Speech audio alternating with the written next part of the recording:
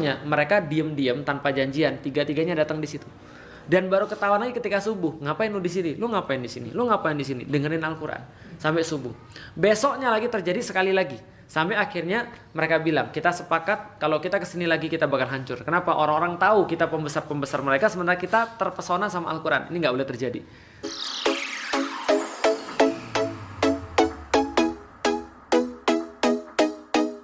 Baik, bismillahirrahmanirrahim. Assalamualaikum warahmatullahi wabarakatuh. Alhamdulillah, puji dan syukur senantiasa kita panjatkan kepada Allah Subhanahu wa taala. Begitupun juga salat dan salam semoga tercurah dan terlimpahkan kepada baginda Nabi besar Muhammad sallallahu alaihi wasallam. Teman-teman sekalian selalu dirahmati Allah. Menyambung daripada apa yang kita bahas kemarin, apa yang kita sharingkan kemarin. Kita sekarang coba akan membahas bagaimana sih salah satu perspektif untuk membangkitkan Islam. Nanti kembangan-kembangannya nanti insya Allah akan kita coba untuk gabung dengan beberapa pertanyaan-pertanyaan yang lain, misalnya seperti pertanyaan Hawarin tadi. Dan pada hari ini, pada pagi ini kita coba akan membahas tentang bagaimana sih kita itu berkontribusi dalam membangkitkan Islam. Karena itulah salat dan salam semoga tercurah dan terlimpahkan kepada baginda Nabi besar Muhammad sallallahu alaihi wasallam, manusia mulia senantiasa kita jadikan panutan, dan semoga kita semua senantiasa untuk bisa menjadi umat beliau dan diakui sebagai pengikut-pengikut beliau sallallahu alaihi wasallam, karena kita senantiasa menyesuaikan perbuatan-perbuatan dan perkataan-perkataan kita sesuai dengan apa yang disampaikan dan diperbuat oleh Rasulullah sallallahu alaihi wasallam. Maklum ini masih zaman Twitter tahun 2012-2013 ketika saya masih ekstrim-ekstrimnya ya. Jadi kalau sekarang ada yang bilang Felix Xiao radikal, telat berapa tahun tuh, dari tahun 2012 sudah 8-9 tahun ya telat. Pertama-tama teman-teman sekalian,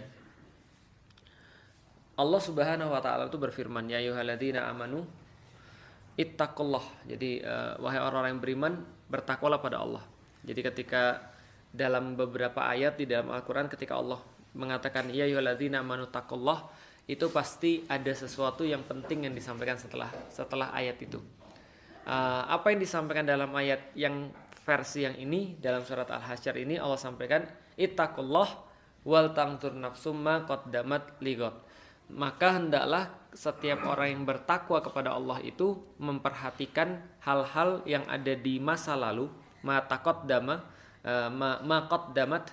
qaddamat itu yang sudah berlalu ya, sesuatu yang sudah terjadi. Lighad itu untuk besok. Ayat ini sudah disepakati oleh para ulama tafsir menyangkut dengan yang dimaksud dengan ligodin itu adalah yaumil kiamah. Jadi hendaklah setiap orang itu memperhatikan apa yang maqaddamat, apa yang sudah dilakukan di dunia untuk hari esok di yaumil kiamah. Jadi seolah-olah kita tuh ditaruh di persimpangan bahwa besoknya itu kiamat, atau kiamat itu dekat sekali, masa penghitungan itu dekat sekali. Dan kiamat itu kan ada dua ya, kalau kata para ulama. Pertama adalah kiamat yang kecil, itu adalah kematian kita sendiri. Yang kedua adalah kiamat yang besar, yaitu adalah ketika seluruh manusia dikumpulkan pada satu hari. Nah, manapun itu, tapi kita disuruh untuk memperhatikan hari itu, dan seolah-olah kita melihat ke belakang, yaitu adalah sesuatu yang sudah kita lakukan di dunia. Jadi ini adalah kayak apa ya, waktunya itu waktu time frame-nya itu ditaruh kita di antara kiamat dan di antara sudah menjalani dunia. Maka setiap orang yang bertakwa itu harus memperhatikan hal ini, apa yang dia lakukan untuk masa depan. Tapi ayat ini juga bisa dibaca sebagai orang-orang yang beriman, hendaklah kalian membaca masa lalu untuk bisa membaca masa depan. Karena masa depan itu terletak di masa lalu. Karena masa lalu itu menjadi petunjuk untuk masa depan. Dan mungkin Avengers terinspirasi daripada ini. Lalu kemudian buat ketika Endgame itu ya dia harus balik ke masa lalu untuk masa depan gitu kan ya. Enggak, itu adalah otak-atik gato aja. Tapi yang kalau sehari-hari di dunia tuh gini. Misal contoh dalam fashion itu selalu ada namanya retro. Contoh misalnya ya, zaman sekarang kalau teman-teman lihat BTS gitu ya, atau lihat apa lagi selain BTS? Bukan yang cowok. Backstreet Boys ya, ketahuan ya. Pasti Anda lahirnya tahun 90-an ya. Suju udah lama. Sekarang tuh BTS, terus apalagi misalnya NCTZN apa ya pokoknya kita sok tahu bilang. Pokoknya semua orang-orang Korea itu yang sekarang jadi benchmark ya, yang jadi benchmark laki-laki itu ya. Laki-laki keren itu sekarang rambutnya belah tengah gitu kan ya. Pakai alis ya, terus belah tengah itu kan. Nah, dan kita tahu bahwa laki-laki belah tengah itu ya tahun 90-an ketika zaman Backstreet Boys itu. Jadi kalau dulu Backstreet Boys itu ada yang namanya Nick, itu rambutnya belah tengah. Gitu. Iya. Terus ada Andy Lau, ada Arong Kwok itu juga rambutnya belah tengah. Balik lagi, dulu ketika tahun 90 setelah belah tengah itu, saya juga dulu belah tengah, tapi udah hilang gitu ya. Terus abis itu rambutnya berdiri, pakai minyak rambut spike gitu kan ya. Setelah itu ganti jadi belah pinggir tuh kayak si Ari itu. Terus setelah itu ganti jadi gondrong. Nah, nanti balik lagi gondrong kan sebelum belah tengah sebenarnya. Kalau teman-teman lihat zamannya ibu bapak kita kan ya, rambutnya gondrong, terus celana cut bray dan segala macam. Dan saya masih ingat tahun 90 itu kalau yang cewek-cewek itu ngetren celana hippies. Ya, apa celana yang di bawah pusar, di bawah pinggul ya. Di bawah pinggul itu terus sekarang balik lagi celana di atas pusar. Karena balik lagi kayak tahun 70-80 ya. Artinya itu namanya retro dalam dunia fashion. Nah, dalam dunia desain juga gitu. Sekarang pop art gitu kan ya. Balik lagi retro ke tahun 70-80. Warna-warnanya lebih terang, bukan warna-warna yang apa ya? Apa namanya? Pentel ya. Warna-warna yang soft gitu. Enggak, sekarang balik lagi ngejreng gitu ya. Sekarang warnanya ganti lagi tahun ini. Tapi intinya ada sesuatu hubungan antara masa lalu dan masa depan. Kalau kata orang-orang barat, history will repeat itself. Sesungguhnya sejarah itu akan mengulangi diri sendiri. Kenapa? Karena di hari yang awal tidak ada yang memperhatikan dia, jadi dia mengulangi lagi.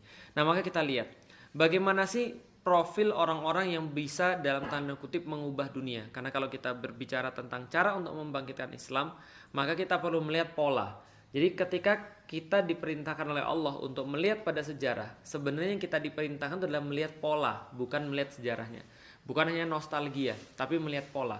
Maka berkali-kali saya sampaikan pada teman-teman Terang Trip, heritage of Ottoman itu adalah mengambil warisan daripada Utsmani, bukan mengambil cara mereka, tapi pola mereka. Karena pola itu akan berulang terus-menerus. Dan pola itu bisa kita ambil dan kita tangkap. Nah, kalau kita bicara tentang orang-orang yang dalam tanda kutip mengubah dunia, contoh, ini salah satu, ini diakui atau tidak, Bung Karno itu berhasil dengan caranya sendiri untuk membentuk Indonesia pada saat ini. Mau diakui atau tidak, mau kita bilang jasanya seperti apa ya, tapi terbukti bahwa dia sudah melakukan sesuatu sehingga pada saat itu dia melakukan itu untuk mewarnai masanya. Atau misalnya yang lain, Anda suka atau tidak suka, misalnya Hitler. Anda boleh suka, Anda boleh tidak suka. Banyak orang tidak suka dengan Hitler, tapi diakui atau tidak, dia menyatukan Jerman. Diakui atau tidak, dia pemimpin perang yang lumayan, gitu maksudnya. Dia berhasil melakukan sesuatu, gitu maksudnya. Kita nggak bahas tentang benar atau salah, kita nggak bahas tentang jahat atau baik. Sama seperti Martin Luther, itu juga sama. Atau misalnya di zaman ada Malcolm X, itu juga sama. Atau kalau di zaman kita yang sudah berlalu ya, Ustadz Arifin Ilham lah, itu sama. Barack Obama, itu juga sama. Jadi artinya kalau saya lihat pola-pola itu semua sama. Semua orang yang ingin mengubah itu, mereka harus dikasih satu hal yang penting, yaitu adalah how to communicate. Bagaimana cara untuk menyampaikan sesuatu idenya itu. Karena sebesar apapun idenya, kalau dia tidak bisa untuk menyampaikan ide itu, maka ide itu percuma. Maka ide itu sia-sia. Nah, seseorang yang mau mengubah, seseorang yang mau berdakwah, maka dia harus memahami metode untuk berkomunikasi. Dan dakwah itu memang tentang metode untuk berkomunikasi. Ada lagi, orang ganteng. Kirain Pak Ade. Berubah. Pak Ade tetap berubah. Nah, itu kita bicara tentang yang mengubah ya, bukan yang lain ya, bukan yang merusak itu ya. Jadi yang namanya bahasa itu penting sekali. Dikatakan bahwa penguasaan orang terhadap bahasa itu bisa jadi adalah penguasaan orang yang paling penting. Kenapa? Karena disampaikan oleh para ahli bahwasanya bahasa itu adalah ibu daripada setiap skills. Jadi mother of all skills. Jadi ibu daripada setiap ilmu boleh, ibu daripada setiap skill boleh. Karena kenapa? Pertama, ilmu itu diolah dengan bahasa. Jadi kata orang ya, seberapa sanggup satu bangsa itu punya peradaban, itu tergantung potensi bahasanya. Misal, Indonesia itu cuma punya 70.000, kalau saya nggak salah, 70.000 kosakata. Inggris itu punya 150.000 kosakata. Makanya kalau kita ngomong orang Inggris yang sudah terbiasa ngomong bahasa Inggris, ngomong bahasa Indonesia kagok, karena dia nggak bisa nyari padanan katanya. Misal ya, orang-orang Inggris itu punya banyak kata untuk memuji orang. Wonderful, amazing, apalagi cool, apalagi misalnya outstanding dan segala macam. Kalau orang Indonesia bagus, cuma itu aja. Nah jadi memang ada variasi dalam setiap perbedaan. Contoh misalnya Indonesia lebih banyak kata-kata untuk ada beda antara padi, gabah, nasi dan segala itu ada beda. Sama kayak orang Arab punya bahasa beda tentang kurma. Tapi overall bahasa Inggris itu adalah bahasa yang lebih cocok untuk dikembangkan dalam sains dibandingkan dengan bahasa Indonesia. Karena bahasa Indonesia tuh punya keterbatasan. Setiap kali bahasa Indonesia tuh mau untuk naik kelas dalam tanda kutip, dia harus menyerap daripada bahasa lain. Sedangkan ilmu itu diolah dengan bahasa. Semakin banyak kosakata antum, semakin banyak yang bisa diolah dalam kepala. Paham gak sih maksudnya? Karena ibaratnya gini deh, kalau seandainya bahasa itu adalah bahan-bahan, kepala kita ini adalah dapurnya, maka berapa banyak kombinasi bahan-bahan yang berapa banyak masakan yang kita bisa hasilkan, itu tergantung kombinasi bahan-bahan yang kita punya. Nah, ilmu itu diolah dengan bahasa. Kenapa? Karena orang mikir itu harus pakai bahasa. Paham gak sih maksudnya? Nah, karena itulah ketika orang berbicara tentang ilmu diolah dengan bahasa ini, yang kedua adalah ilmu disimpan juga dengan bahasa. Kalau antum ketemu dengan tulisan hieroglif misalnya, antum nggak akan bisa mengakses itu kalau antum nggak paham ilmunya. Makanya ilmu itu diolah dengan bahasa, disimpan dengan bahasa, dan ilmu itu ditransfer juga dengan bahasa. Jadi diolahnya dengan bahasa, disimpannya dengan bahasa, ditransfernya juga dengan bahasa. Contoh nih misalnya nih, ini orang Cina ngajarin Al-Quran. Nah di bawahnya itu ya, itu adalah ada itu taiyang, ya, syams gitu kan ya, syams matahari artinya adalah matahari, syams adalah matahari dalam bahasa Cina dan segala macam. Karena kalau misalnya dia tidak punya bahasanya, dia nggak bisa transfer ilmunya. Al-Quran juga sama. Al-Quran itu dalam tanda kutip cuma bacaan yang berpahala kalau antum nggak tahu tentang ilmunya, tentang bahasanya. Karena disimpan, diolah, dan ditransfer dengan bahasa. Nah kalau gitu punya pertanyaan. Kita berbahasa karena berpikir atau kita berpikir karena kita berbahasa? Yang mana? Atas atau bawah? Yang kedua. Kita berbahasa karena kita mikir atau kita mikir karena kita berbahasa? Berpikir karena berbahasa. Oke, kita lihat. Kita berbahasa karena kita berpikir, betul nggak? Betul. Buktinya adalah yang tidak punya akal itu tidak punya bahasa yang bisa kemudian untuk diolah, ditransfer, dan diolah, ditransfer, dan disimpan. Contoh, hewan itu berkomunikasi. Tapi apakah dia punya bahasa yang bisa ditransfer, disimpan, dan diolah? Enggak, karena dia nggak punya akal. Maka betul, kita punya bahasa karena kita mikir. Maka ilmuwan-ilmuwan sejarah, ilmuwan-ilmuwan yang meneliti tentang paleontologi dan segala macam itu, mereka berkesimpulan peradaban itu ada, ciri-cirinya adalah mereka berbahasa. Dan bahasanya itu bisa direcord, bisa disimpan, bisa diolah, dan juga bisa ditransfer. Gitu kan ya. Contoh misalnya, yang paling primitif, ada gambar-gambar orang lagi panah di gua gitu kan ya. Yang dia lagi ada berapa orang bawa tombak. Oh, itu menggambarkan situasi masa lalu itu kayak apa. Nah, artinya adalah betul. Yang kedua, kita berpikir karena kita berbahasa. Itu juga betul. Karena saya sudah bilang tadi, pikiran itu tidak dimungkinkan kalau nggak ada bahasa. Kalau orang tidak bisa untuk melihat nggak bisa untuk mengindra sesuatu dan menghukumi itu namanya apa, dia nggak akan bisa mikir. Maka di dalam Al-Quran Allah katakan wa 'allama Adamal asma'a kullaha. Dan Allah mengajarkan Adam nama benda-benda semuanya. Supaya apa? Ketika Adam sudah tahu nama benda-benda itu, dia bisa mikir. Dan itu tanda bahwa Adam punya akal juga. Sedangkan ketika ditanya, idh qala lil malaikati ambihum bi asma'ihim.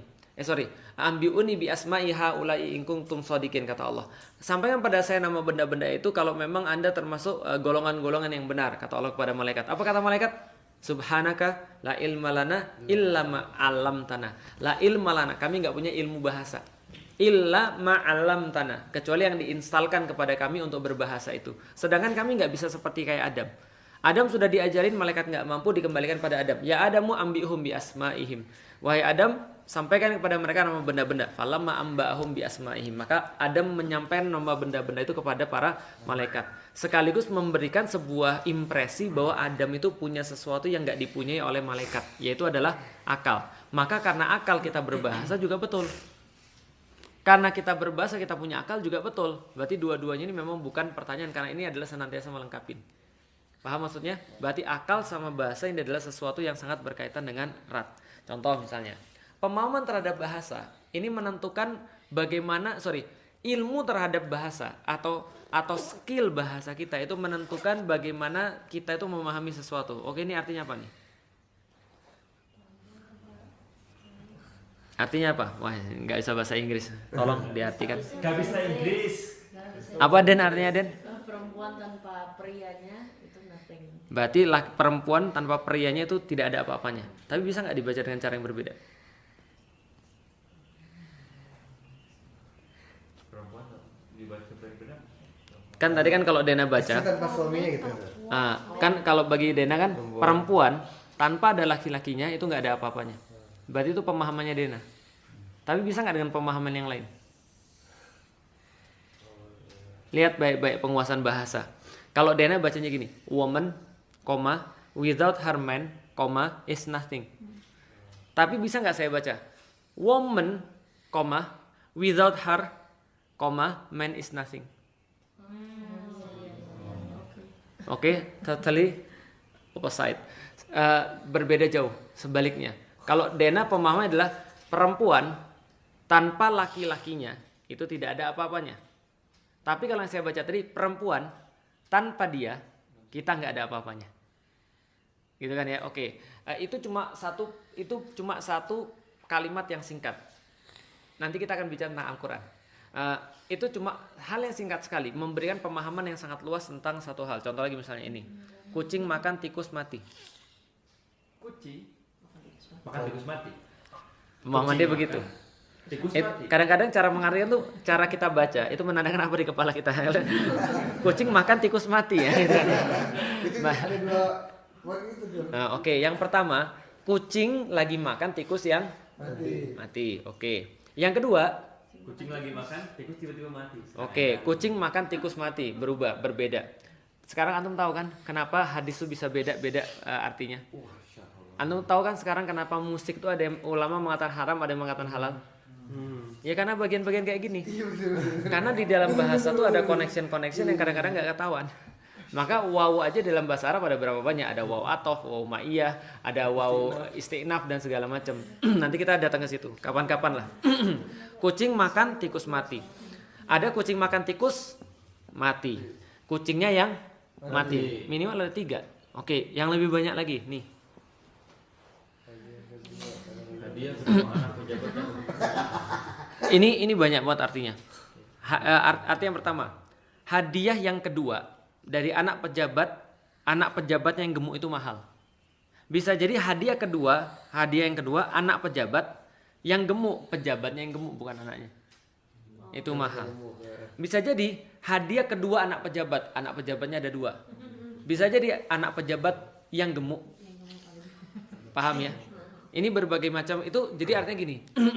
Penguasaan kita terhadap bahasa itu menentukan pemahaman. Karena kalau ini dikasih ke orang Inggris, dia pasti bingung. Walaupun dia bisa bahasa Indonesia. Paham gak sih maksudnya? Antum kasih ini pada orang Cina yang baru bisa belajar bahasa Indonesia, dia pasti bingung. Kenapa? Perlu penguasaan yang sangat detail tentang bahasa untuk bisa mengeruk sesuatu dari arti dari bahasa itu. Ya kalau gitu kita lihat lagi nih. Pemimpinmu menyuruhku untuk melaknat Ali bin Abu Thalib, maka laknatlah dia. Jadi ini ceritanya ada seorang ulama dipaksa. Jadi dipaksa oleh jadi gini. Waktu itu ada kelas antara Syiah dan Sunni. Ya kan ya. Dan waktu itu seolah-olah kalau orang yang Syiah itu pasti bela Ali, seolah-olah orang-orang yang Sunni itu pasti nggak suka Ali, seolah-olah. Itu zaman dulu pernah ada terjadi begitu. Maka pernah satu waktu untuk membuktikan orang itu tidak Syiah, maka disuruhlah ulama ini untuk mengatakan melaknat Ali. Jadi kalau nggak melaknat Ali, maka orang ini akan dihukum, ulamanya akan dihukum. Ini kata-kata dia. Pemimpinmu menyuruhku untuk melaknat Ali bin Abu Thalib, maka laknatlah dia. Jadi menurut para pekerja atau pegawai yang ditugaskan, tentara yang ditugaskan, yang dilaknat adalah Ali bin Abu Thalib. Padahal menurut ulama tadi yang dilaknat adalah siapa? Pemimpinnya. Paham kan maksudnya ya? Contoh lagi misalnya, suatu waktu Imam Syafi'i itu pernah ditahan ketika fitnah khalqul Quran. Lalu kemudian dikatakan, Imam Syafi'i, kamu percaya nggak bahwa Al-Quran itu adalah makhluk? Kalau dia bilang enggak, dia ditangkap. Kalau dia bilang iya, itu salah. Jadi dia mengakali begini. Oke gini, Taurat, Zabur, Injil, Al-Quran, keempat ini adalah makhluk. Paham nggak maksudnya? Koma. Oke. Bukan benar. Taurat, Zabur, Injil, Jarinya. Al-Quran. Keempat ini adalah makhluk. Selamat ya. Karena yang dimaksud dengan makhluk adalah jarinya ini. Bukan Al-Quran dan segala macam. Nah, dalam pemahaman bahasa itu adalah teori ngeles yang syar'i. Karena itu seolah-olah memberikan makna yang jauh dengan kata-kata yang dekat. Jadi seolah-olah mengesankan makna yang dekat tapi maksudnya makna yang jauh. Contoh misalnya, kalau misalnya kita di rumah, Dena di rumah, lalu kemudian ada yang nyari Hawariun, dan Hawariun nggak siap untuk menerima tamu atau dia nggak menerima tamu pada saat itu. Hawariun ada, Dena bisa bilang gini, ya selama saya di sini sih saya nggak lihat Hawariun, bisa jadi itu misalnya. Ya kan memang selama di situ dia nggak lihat Hawariun kan itu kan ya. Nah itu tidak bohong, itu kan ya sebenarnya. Jadi itu adalah menunjukkan makna yang jauh daripada seolah-olah makna yang dekat. Nah itu adalah yang tadi contohnya lagi. Nah ini adalah salah satunya. Bahkan guyonan pun memerlukan kecerdasan bahasa. Yang gak jago bahasa Inggris ya biasanya gak ngerti. One day a teacher was attempting to teach the names of animals to a class of 5 years old. She held up a picture of a deer and asked one boy, "Billy, what is this animal?" Little Billy looked at the picture with a disheartened look on his face and responded, "I'm sorry, Mr. Smith, I don't know." Lalu kemudian the teacher was not one to give up easily, so she then asked Billy, "Well, Billy, what does your mommy call your daddy?" Little Billy's face suddenly brightened up, but then a confused look came over his face and he asked, "Mr. Smith, is that really a pig?" Tahu nggak maksudnya? jadi gini ceritanya. Tapi ini agak sulit diceritakan, tapi saya coba ya. Satu hari ada seorang guru ngajarin nama-nama binatang kepada anak 5 tahun. Nah lalu dia pegang satu gambar. "Billy, ini gambar apa?" Nah, terus Billy-nya bilang, "Waduh, sorry ibu, saya nggak tahu," gitu kan ya. Lalu kemudian, gurunya nggak mau nyerah nih. Ini gambar ini adalah gambar kijang, rusa. Dalam bahasa Inggris adalah deer. Lalu kemudian gurunya tuh ngomong gini, "Oh ya, saya punya ide. Gimana kalau saya kasih dia petunjuk? Billy, kalau ibumu manggil bapakmu apa biasanya?" Kan dear harusnya kan itu kan ya. Nah tapi harusnya sayang gitu kan ya, dear sayang. Tapi kayak saya tahu. Tapi benar nggak itu adalah babi maksudnya itu kan? Tahu nggak sih maksudnya? Ini namanya guyonan literal, guyonan intelektual, bukan guyonan yang menghina dan segala macam. Karena orang yang paham baru ngerti. Karena ada banyak hal yang nggak diceritakan tapi lucu karena lucunya ada di sini. Paham gak sih maksudnya? Lucunya apa? Oh berarti ibunya manggil bapaknya babi. Paham gak sih maksudnya? Nah itu adalah kemudian salah satu contoh. Nah itu salah satu contoh ketika orang mau guyonan pun dia perlu kemampuan bahasa. Di situ saya bilang kayak orang-orang kayak Ustadz Numan itu kecerdasan bahasanya tinggi sekali. Karena dia sudah bisa guyon dengan bahasa. Tapi belum tentu orang ngerti. Karena kalau orang nggak ngerti bahasa Inggris dan nggak ngerti budaya Inggris atau budaya Amerika, dia akan blank dengan guyonan itu. Karena guyonan itu sangat literal dan sangat intelek. Nah ini contoh lagi misalnya mengambil pelajaran. Ini salah satu syair yang sangat terkenal dari Imam Syafi'i. Jadi Imam Syafi'i mengambil daripada Diwanus Syafi'i. "Ma fi muqamil lidhi aklin wa dhi adabin." Jadi katanya Imam Syafi'i, tidaklah pantas mukomin untuk bermukim lidhi aklin wadhi adabin, orang-orang yang punya akal dan orang-orang yang punya adab. Nggak pantas dia untuk bermukim. Kenapa? Min rahatin fadail autani wahtaribi, daripada tinggal di satu tempat lalu kemudian stay di situ, dia lebih baik untuk pergi meninggalkan untuk mengasingkan diri. Seperti yang saya bilang, orang-orang yang nyaman itu kan akan stuck. Kita pergi. Kenapa kita harus pergi? Kata Imam Syafi'i, safir tajid iwadon, bukan awadon ya, iwadon tajid iwadon amman tufarikuh. Maka berpergianlah, maka engkau akan mendapatkan ganti daripada apa yang engkau tinggalkan di situ. Wansob fa innal ladzizal ais fin nasab. Ini yang sering saya sampaikan. Wansob, bekerja keraslah, bersusah payahlah. Fa innal ladzizal ais fin nasab. Sesungguhnya kenikmatan hidup tuh ada pada ujung kerja keras. Jadi kalau misalnya kita ada yang ceritakan ya, ada yang nulis di Facebook, ada seorang kuli dulu ketika dia pernah makan satu makanan enak banget yang dia ingat banget dalam hidupnya. Setelah dia jadi kaya, dia nggak pernah lagi makan makanan itu. Suatu hari dia pergi ke tempat dia yang lama ketika dia masih jadi kuli, lalu dia makan, ternyata udah nggak enak. Dia bilang, ini kokinya ganti nih pasti ini. Padahal kokinya tetap sama. Akhirnya satu waktu ketika dia sudah benar-benar capek, lalu kemudian capek banget, lalu makan makanan yang sama, dia baru ngerti, oh ternyata makan tuh enak bukan gara-gara makanannya, tapi gara-gara kerja kelasnya itu. Nah, jadi wansob fa innal lazizal ais fin nasab. Maka bekerja keraslah karena sesungguhnya ujung daripada itu ada pada kerja keras.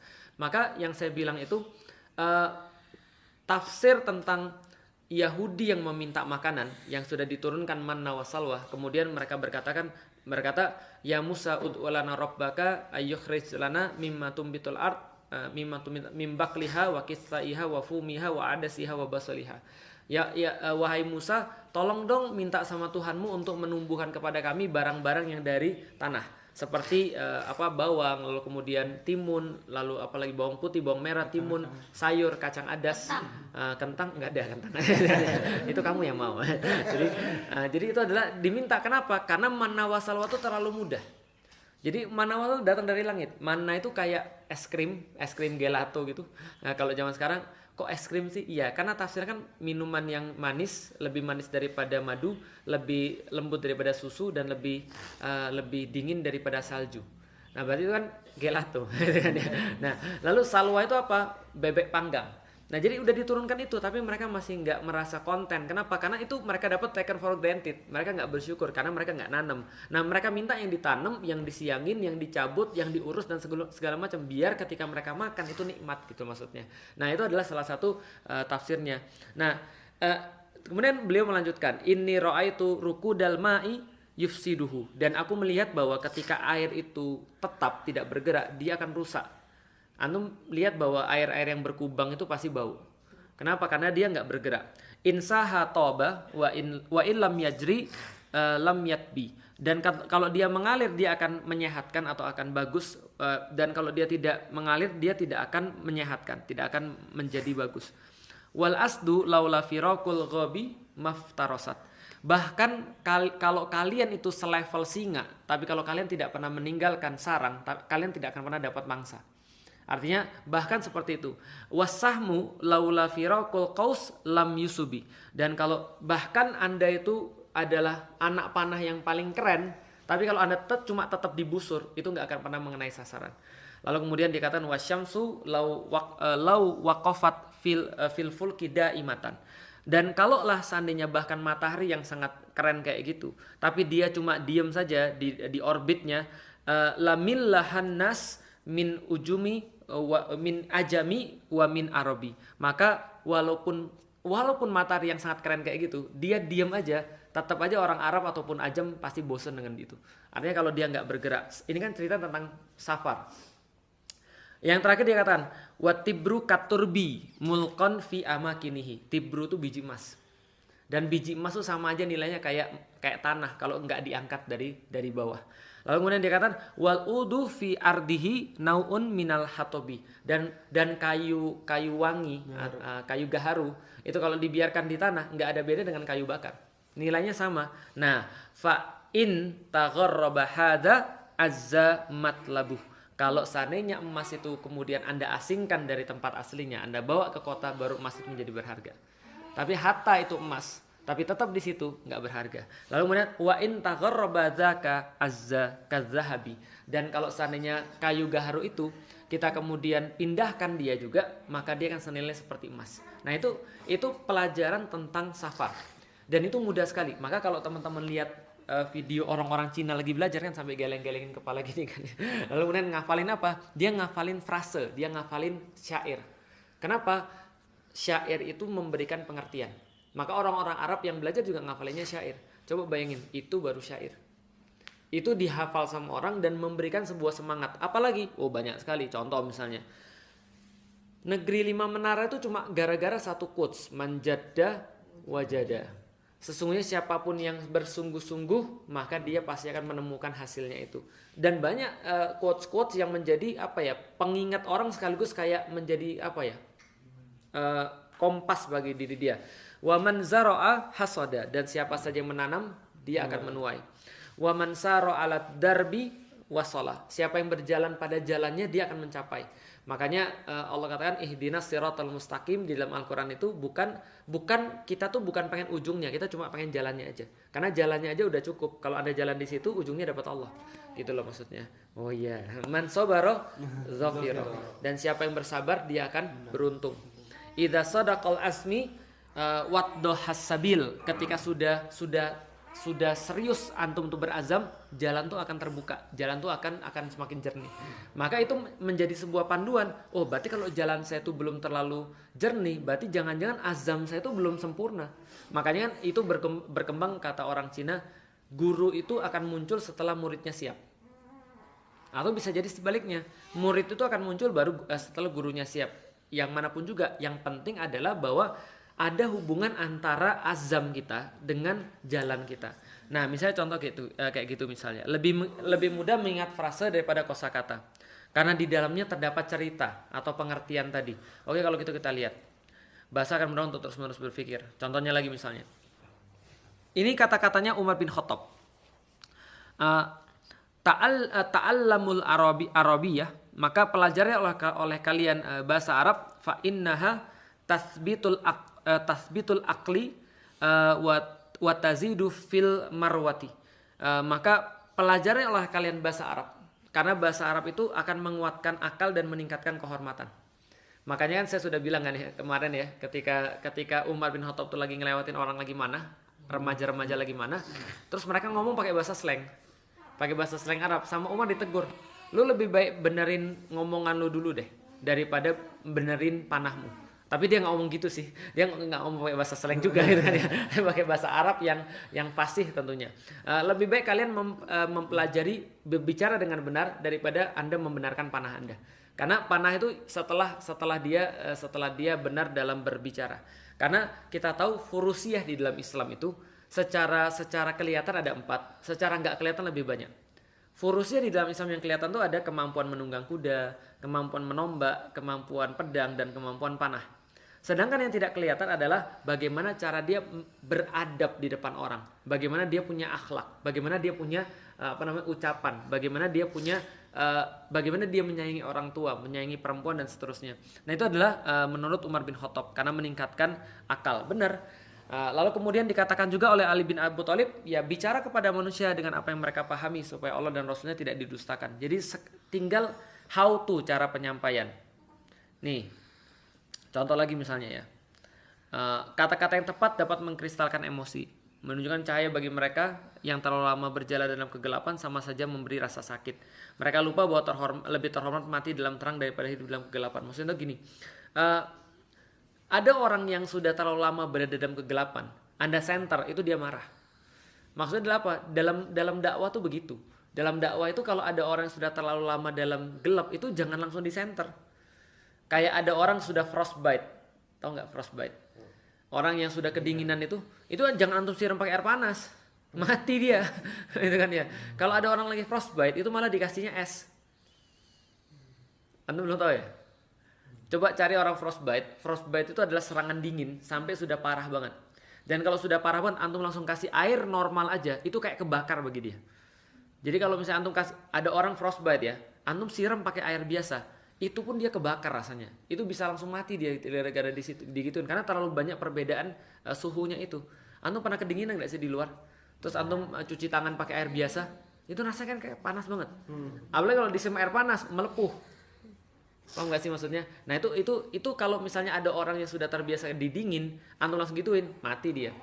Nah antum harus kasih es dulu, lalu kemudian baru kasih air, baru ketika suhunya udah normal baru dikompres. Itu kan penanganan frostbite. Nah, penanganan orang-orang yang sudah terlanjur lama dalam kegelapan juga gitu. Jadi dia nggak bisa langsung di center, nggak bisa langsung tahajud, baca Quran 1 juz, nggak bisa. Pelan-pelan, itu kan ya, membiasakan dia dulu nyaman dengan kebaikan. Minimal membiarkan dia nyaman untuk tidak berbuat maksiat. Itu minimal kalau dalam orang kayak gitu.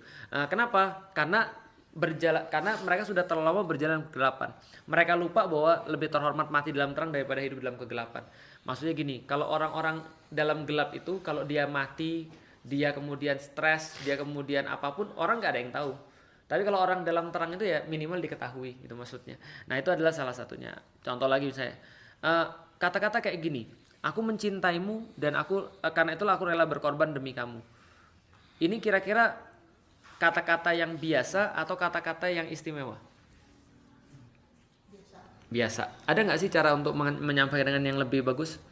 Kalau seorang laki-laki, suami menyampaikan ini pada istrinya bilang, kamu habis baca novel ya? Harus baca Khalil Gibran ya kamu? Iya. Dan itu biasa. Iya, aku mencintai, aku rela berkorban demi kamu. Tapi ada nggak sih cara untuk menyampaikan dengan yang lebih pas? Bisa. Contoh misalnya, aku adalah api dan kau adalah air. Aku tetap akan berada di sisimu. Asik.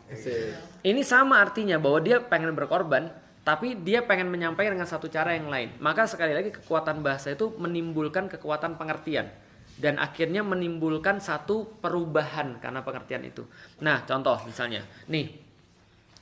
Bicara tentang perubahan. Maka setiap nabi itu punya satu misi. Misinya adalah perubahan. Dan ketika Nabi itu ingin memberikan perubahan, maka dia dikasih tools oleh Allah Subhanahu wa taala. Apa toolsnya? Biasanya 2. 1 risalah, 2 mukjizat. 1 apa tadi? Risalah. Yang kedua apa tadi? Mukjizat. Contoh, Musa. Dia punya risalah. Apa risalahnya? Kebenaran. Yaitu Taurat. Apa mukjizatnya? Ular. Tongkat jadi ular. Tongkat jadi ular. Tangan bercahaya. Dan seterusnya. Ketika orang lihat mukjizat, orang jadi percaya sama risalah. Paham sampai di sini ya? Oke. Kalau gitu kita lihat lagi. Kalau Nabi Sulaiman, risalahnya ada. Mukjizatnya ada. Salah satunya bicara dengan semut dan segala macam. Nabi Isa, mukjizatnya menyembuhkan orang buta, lepra dan kusta, dan juga menghidupkan orang mati. Kalau Nabi Muhammad mukjizatnya apa? Di dalam Al-Quran, dalam surat Al-Baqarah 185 Allah mengatakan, Syahrul Ramadan allazi unzila fihil Qur'an hudal linnas wa bayyinatim minal huda wal furqan. Coba lihat. Syahrul Ramadan allazi adalah bulan Ramadan yang unzila fihil Qur'an, diturunkan padanya Al-Qur'an. Apa Al-Qur'an itu? Hudal linnas, petunjuk bagi manusia. Berarti risalah atau mukjizat? Risalah. Apa yang kurang? Mukjizat. Huda linnas wa bayyinatim minal huda. Dan Allah menurunkan bersama dengan Al-Quran. Lihat ya, unzila fihil Quran huda linnas wa bayyinatim minal huda. Ada kata huda lagi? Ada. Pertama dikasih risalah dan penjelas daripada risalah. Zamannya Musa, risalahnya Taurat, penjelasnya mukjizat yang tadi kita ngomong.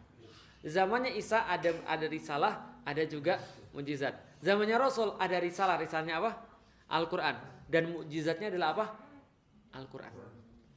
Jadi satu-satunya nabi yang diembed antara risalah sama mukjizat itu adalah Nabi Muhammad. Apa bedanya? Bedanya gini. Kalau Musa risalahnya ada dan Musanya ada, masih ada penguat untuk kitabnya. Ketika Musa wafat digantikan nabi yang lain supaya risalahnya tetap ada penguatnya, yaitu adalah mukjizat. Nabi Isa bawa Injil, ada penguatnya. Ketika kemudian Nabi Isa sudah nggak ada, ini nggak bisa dikuatin lagi nih, karena yang bawa mukjizatnya sudah nggak ada, sudah diangkat oleh Allah. Al-Quran itu adalah risalah, tapi setelah kemudian Nabi Muhammad sudah nggak ada, sudah wafat, ini tetap mukjizatnya ada. Kenapa? Karena mukjizatnya tetap di situ. Maka Allah katakan wa bayyinatim minal huda. adalah kami turunkan risalah sekaligus penguat risalahnya, mukjizatnya ada pada Al-Quran. Apa mukjizatnya dalam Al-Quran? Tata bahasa. Itu yang dari tadi kita bahas. Maka kalau kita bicara tentang Al-Quran itu adalah sangat informatif karena dia terdiri daripada bahasa, yaitu adalah apa? Informasi. Maka mukjizat Al-Quran itu adalah informasi. Informasi itulah yang menyebabkan terjadinya perubahan. Maka kita selalu mengatakan, Allah mengatakan, huwallazi ba'atsa fil ummiyina rasulam minhum yatlu alaihim ayatihi wa yuzakkihim wa yuallimuhumul kitaba wal hikmah wa in kanu min qablu lafi dhalalim mubin. Artinya adalah Al-Qur'an ini adalah sumber daripada perubahan-perubahan itu. Kalau bahasa kita sekarang, perubahan kognitif. Ada 4 kan? Yatlu alim ayatihi wa yuzakkihim wa yuallimuhumul kitaba wal hikmah. Satu persatu. Yatlu alaihim ayatih, membacakan ayat-ayat Allah. Wa yuzakkihim, mensucikan mereka. Wa yu'allimuhumul kitab, mengajarkan pada mereka kitab. Wal hikmah, dan mengajarkan pada mereka hikmah. Oke, coba lihat. Yang pertama, yatlu alaihim ayatihi. Dalam bahasa modern, perubahan kognitif. Apa itu perubahan kognitif? Dari tidak tahu menjadi tahu. Jadi kalau mulai untuk ngajarin orang, mulai untuk mendakwakan Islam, di kepala kita itu adalah pertama, mereka harus dari tidak tahu menjadi tahu. Itu paling minimal. Yang kedua, perubahan afektif. Wa yuzakkihim. Perubahan afektif itu adalah perubahan perasaan. Perubahan perasaan itu adalah dari tidak mau menjadi mau. Jadi dari kalau kognitif apa tadi? Tidak tahu menjadi tahu. Kalau afektif apa tadi? Dari tidak mau menjadi mau. Yang ketiga, wa yu'allimuhumul kitab, dan membuat mereka untuk bisa tahu tentang kitab. Kitab ini sudah mulai untuk action.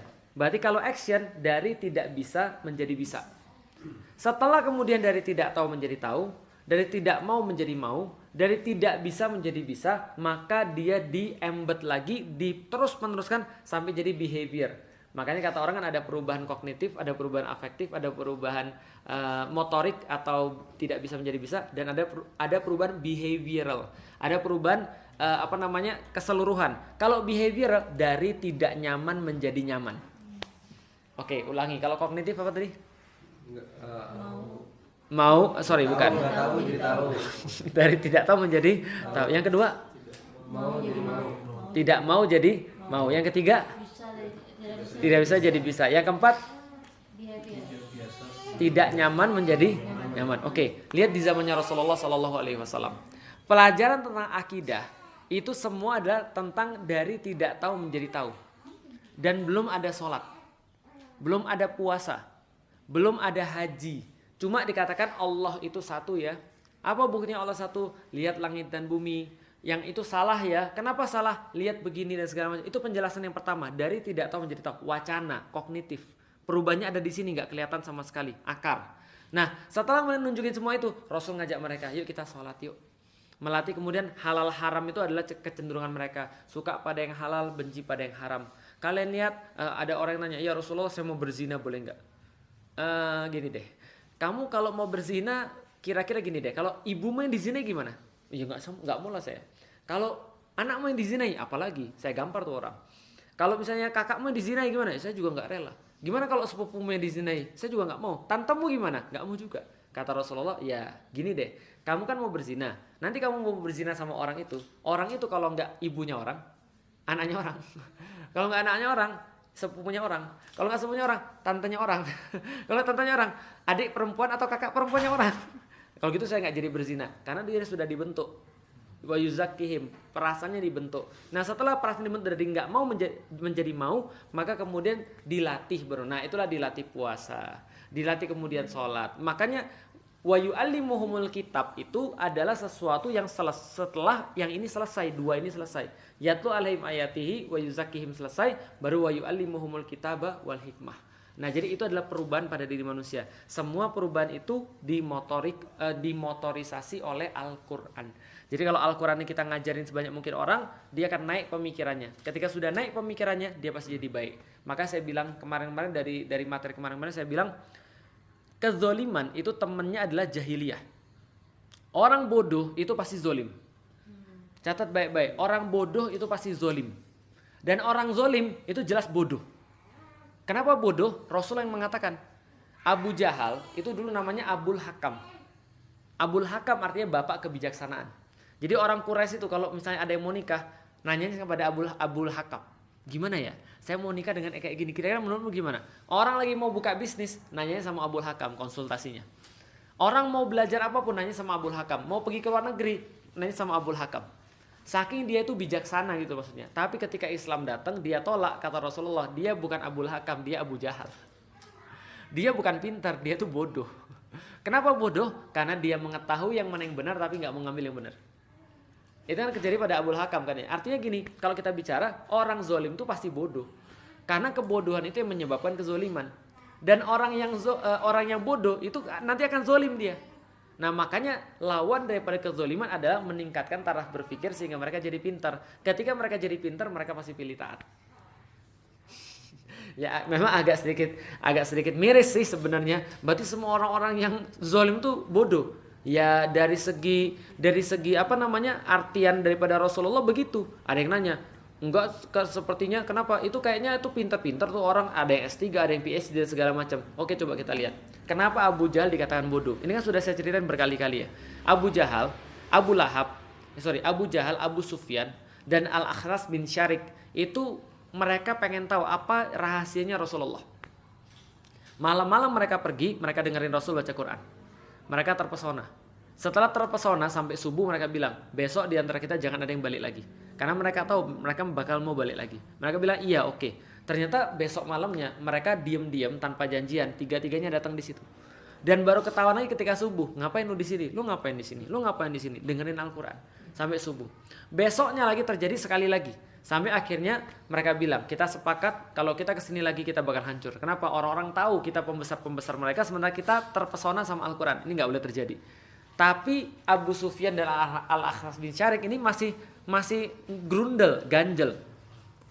Ketemulah mereka, lalu Abu Sufyan nanya, Akhnas, kita kan dengerin Al-Quran nih. Iya, menurutmu Al-Quran itu gimana? Ya benar lah, itu nggak mungkin manusia, kan kamu juga dengar sama saya. Mereka berdua bilang kalau gitu kita datengin Abu Jahal. Nanya sama Abu Jahal kan kita bertiga tuh di situ. Menurutmu Al-Quran benar atau enggak? Apa kata Abu Jahal? Benar lah. Loh, menurutmu juga benar? Iya, nggak mungkin itu dibuat manusia, kata Abu Jahal. Lantas kemudian mereka bilang, kenapa kita nggak ikut Muhammad aja? Apa kata Abu Jahal? Lihat nih, ini kata-kata dia kenapa dia dibilang bodoh. Jadi Abu Jahal bilang gini, jadi gini ceritanya. Kita itu Bani Makhzum. Muhammad itu Bani Abdul Manaf. Dan Bani kita sama Bani dia senantiasa nih kompetisi. Dan kompetisi ini tidak selesai sampai sekarang. Kalau tahun ini dia kemudian bisa menang dengan kuda mereka, maka tahun depan kita bisa latih kuda kita bisa menang sama mereka. Kalau tahun ini syair mereka lebih bagus daripada kita, tahun depan kita bisa latih syair kita lebih bagus daripada mereka. Tahun ini gulat kita kalah sama mereka, tahun depan gulat kita bisa menang lawan mereka. Tapi kalau kita ngakuin Al-Quran hari ini, selama-lamanya kita gak bakal bisa menang dengan Bani Abdul Manaf. Paham gak sih maksudnya? Karena dia tahu Al-Quran yang buat bukan manusia. Karena itu dia dikatakan bodoh. Kenapa? Karena dia sudah tahu kebenaran tapi dia nolak kebenaran itu. Nah artinya balik lagi, kalau antum mau untuk berdakwah, yang paling mudah adalah tingkatkan level berpikir manusia. Karena kezoliman itu hanya bisa meneruskan kezolimannya kalau andaikan kebodohan masih merajalela. Makanya antum kan dibiasakan dengan kebodohan, ngeliatin tayangan-tayangan yang nggak bermanfaat, hanya mengumbar aurat, hanya mengumbar kenikmatan dunia, pamer tentang apa yang dimiliki oleh orang, tentang mobil yang paling mahal, tentang rumah yang paling luas dan segala macam. Antum lupa bahwa ada sesuatu yang harus antum lakukan. Makanya yang terjadi ketika di zaman Romawi kan mereka buat Flavian Amphitheater, Colosseum untuk membuat manusia lalai daripada ini loh yang harus dia lakukan. Di zamannya Fir'aun buat kemudian iring-iringan korun dengan punya harta-hartanya supaya manusia tuh ngelihat dunia bukan ngelihat pada akhirat. Nah, jadi peningkatan taraf berpikir itu yang paling ditakutkan sama orang-orang zolim. Jadi kalau orang zolim itu kemudian mereka ngelihat ini, mereka pasti tidak akan pernah diam. Dan pasti mereka akan berusaha agar setiap orang yang berusaha meningkatkan taraf berpikir manusia itu pasti akan dipermasalahkan. Gitu ya. Nah, itu aja yang pengen saya sampaikan.